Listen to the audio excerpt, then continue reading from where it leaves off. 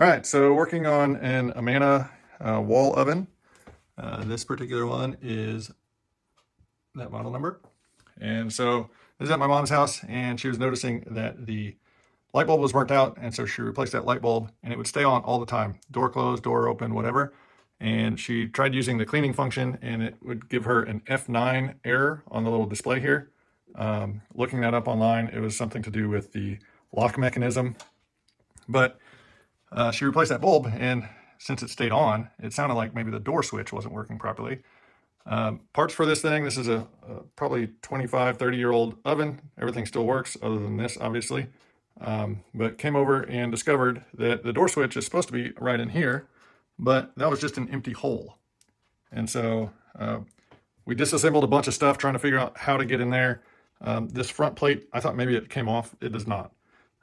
So to get in here, to get to where the switch is, there will be 4 screws, 2 on each side, that mount it to the cabinet, and then you slide it out. So this top adjuster screw has to come out. The pivot screw you can leave in.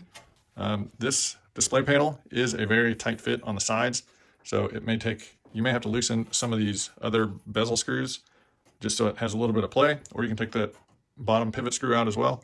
But just note that once you get this down, all of these wires are in here. So it's advised that you turn the power off before you start doing this. Also, this big ribbon cable here, you want to make sure you're not bending that super sharp or anything. Those can be fragile at times. But this wiring that's sticking out here was not here. It was tucked way down back in there. And this switch was on it. So this switch is just a little plunger switch. When you push it, these contacts, when it's all the way out, 2 of these contacts have continuity. When you push it all the way in, different 2 have continuity. So that's how the oven knows if the door is open or the door is closed. The problem why this one was in there, so you can see it's got kind of like a little ear on it. The other side was busted off, and this switch is no longer available. So I repaired this one. So I built up a little tab on it with just baking soda and super glue.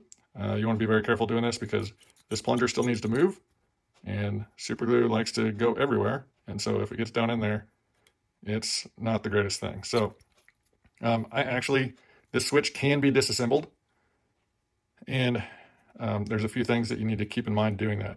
I'm going to go ahead and pull this apart and show you if you do want to disassemble this switch, just so you can repair it like this, how it goes back together and what pieces are there, because it took me a while to get it sorted out. So okay, so just how this works, I've got multimeter and it is set on continuity mode. So when I touch the 2 leads together, it'll beep. With the plunger out, I should have continuity between the copper and the silver, which I do. And let me see if I can do this. If I push it all the way in, I lose continuity, but now I should have continuity across the 2 silver. And so that's how it's supposed to work. Getting it apart, so you've got these little teeth that lock into the hole from the backside. It will just slip into the hole and kind of lock in place. So you have to squeeze those tabs to get it out.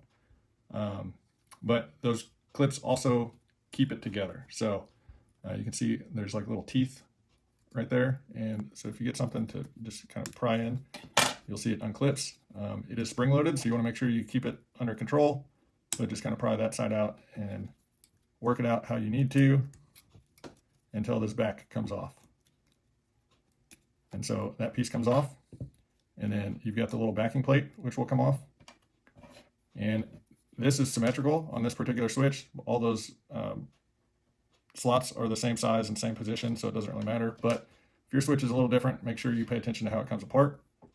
Next, you've got a spring, and this spring is also symmetrical.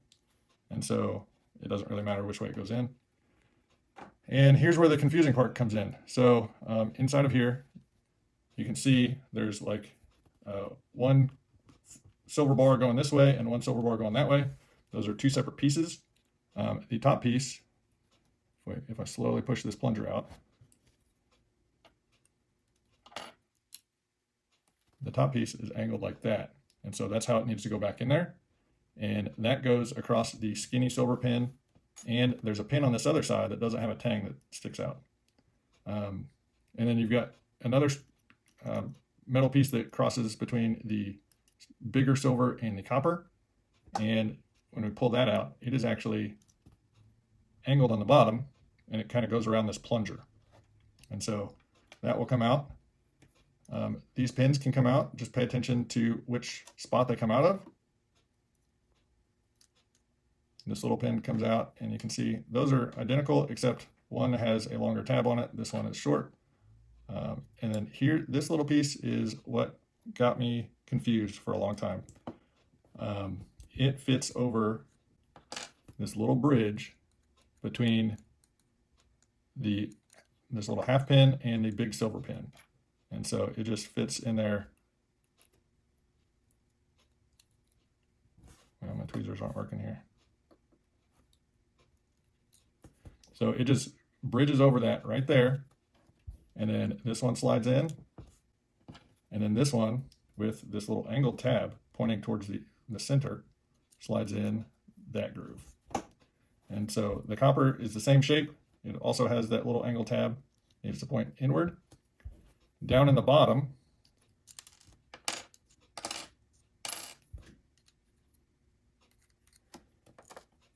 there's this little spacer with two little ears on it, and those little ears need to go underneath these little curved tabs.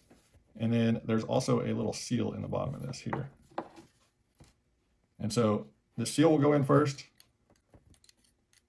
Use some tweezers to get everything positioned properly. It's hard to get this on camera. But then these two little ears need to go under the tabs, under these two angled tabs. And so I'm going to start with my little bridge piece, just so well, let me get this thing in there.